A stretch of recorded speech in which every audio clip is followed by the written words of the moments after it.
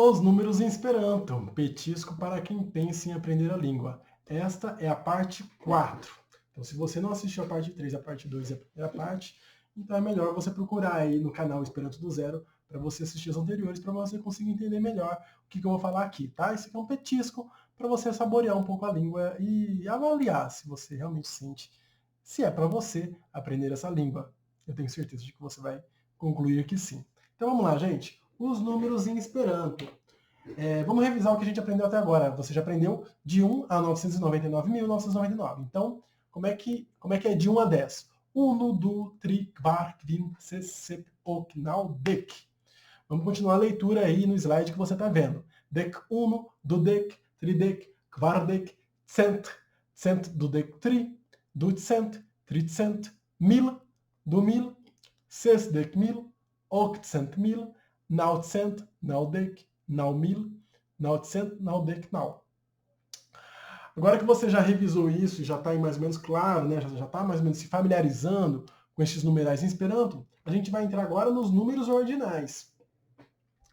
Mas antes de te ensinar os números ordinais, eu quero te levar a uma reflexão para você conseguir entender o que são os números ordinais. Então, primeiro, para quem não está lembrando, números ordinais é primeiro, segundo, terceiro, quarto, quinto, sexto, sétimo, oitavo, nono, décimo, 11º, 12º, 13º, 14º, centésimo, milésimo, tá? Então, esses são os números ordinais, são os números que colocam ordem, tá? Eles indicam a ordem das coisas, tá? Então, quando você pensa nesse número ordinal, vamos pensar aqui um exemplo. Primeiro lugar. Qual é a função dessa palavra primeiro, nessa expressão primeiro lugar? Primeiro colocado, segundo colocado. Essa palavra primeiro, essa palavra segundo, qual é a função dela nessa expressão? Ou se eu digo, por exemplo, amigo, pegue por favor o livro que está na segunda mesa. Essa palavra segunda, qual é a função dela nessa frase? Se você é mais ou menos esperto, você percebeu que isso aí tem uma função adjetiva. Tá? Então, quando você fala, pegue o livro na segunda mesa, essa palavra segunda, ela tem uma função adjetiva, porque ela está qualificando qual é a mesa na qual está o livro. Ela está especificando qual é a mesa. Ela está qualificando essa mesa. Então, os números ordinais, eles podem ter essa função adjetiva, tá? Para deixar claro, gente, o número ordinal, ele é um número. Então, ele não é um adjetivo, tá? Ele não é um adjetivo.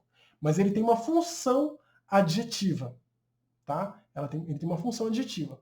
E se você assistiu já o vídeo das terminações básicas do Esperanto, você sabe que o adjetivo termina em A, tá? E Zamenhof, um cara muito esperto, muito antenado, muito intuitivo. Tem gente que acha, inclusive, que ele recebeu o Esperanto lá do céu, e realmente ele tem umas coisas assim que são muito geniais, o cara é foda. Ele fez com que os números ordinais também terminassem em A, assim como os adjetivos. Lembrando que isso não faz os números ordinais adjetivos, eles não são adjetivos. Eles têm função adjetiva, mas eles são números, tá? São numerais, tá? Vamos seguir. Então, como é que é primeiro ou primeira em Esperanto? Unua. Segundo ou segunda? Dua. Terceiro ou terceira? Tria. E aí continua. Kvara, kvina, sessa, sepa, oka, naua, deka. Tá? E aí em Esperanto, gente, isso não tem masculino e feminino para isso, tá? Então em português tem primeiro, primeira, segundo, segunda, terceiro, terceira, quarto, quarta. Em Esperanto não existe esse feminino e masculino, tá, gente? É só unua, dua, tria, kvara, kvina, sessa, sepa, tá? Então pronto, você já aprendeu os números ordinais.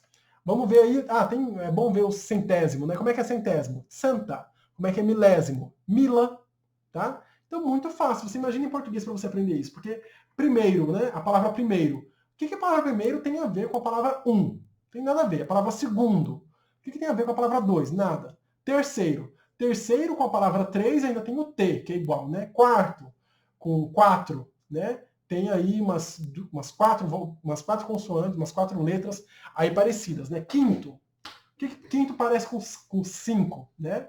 Então fica difícil. Aí sexto já tem alguma coisa a ver, sétimo, oitavo, nono, já se parece um pouco mais, né, com o número cardinal, né? 1, 2, 3, 4, 5, 6, 7, 9, 10, mas mesmo assim não parece tanto. Então são palavras novas. Quando uma pessoa está aprendendo língua portuguesa, quando um estrangeiro está aprendendo língua portuguesa, ele ao aprender os números ordinais, ele não consegue derivar o aprendizado dos números ordinais dos números cardinais. Ele vai ter que aprender palavras novas, são palavras novas que ele tem que aprender. Beleza? Então vamos seguir. Substantivos numerais. Substantivos numerais, olha só, a própria palavra já fala. Substantivos, o que são substantivos? Gente, os substantivos terminam em o, então em Esperanto os substantivos terminam em o, substantivos numerais. Beleza? Vamos seguir. Então, como é que é unidade em Esperanto? Unuo. Unuo. Como é que é dezena? Deko. Como se fala dúzia em Esperanto? Dekduo. Dekduo. Dekdu é 12, dekduo é dúzia. Como é que se fala centena? Cento. Como é que se fala milhar? Milo. Viu? Moleza, não é não? Moleza mesmo. E vou ensinar aqui duas palavras para você que eu acredito que você não sabe em língua portuguesa e que em Esperanto é muito fácil. Dudeco e trideco. Dudeco e trideco. Dudeco é o substantivo da palavra dudek, que significa 20.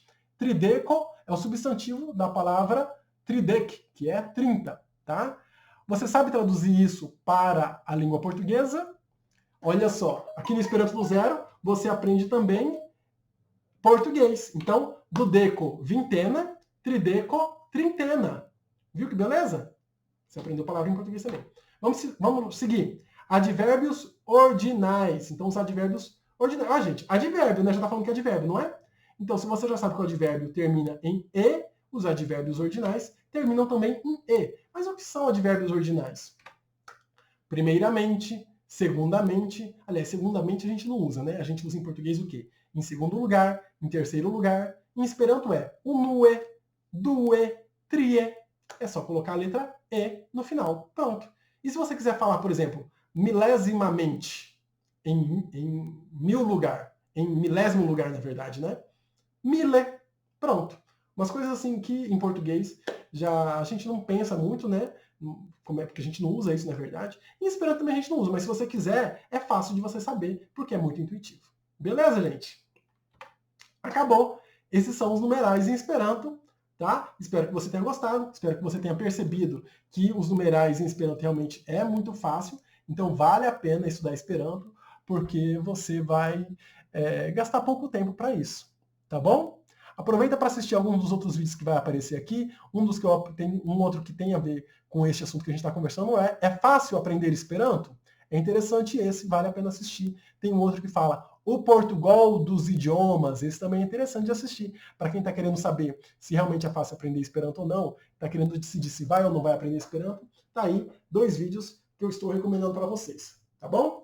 Deslarevido. Ah, e clique em compartilhar, clique em curtir, inscreva-se no canal, clique em todos, no sininho, todos, tá bom? Para você ver todos os vídeos.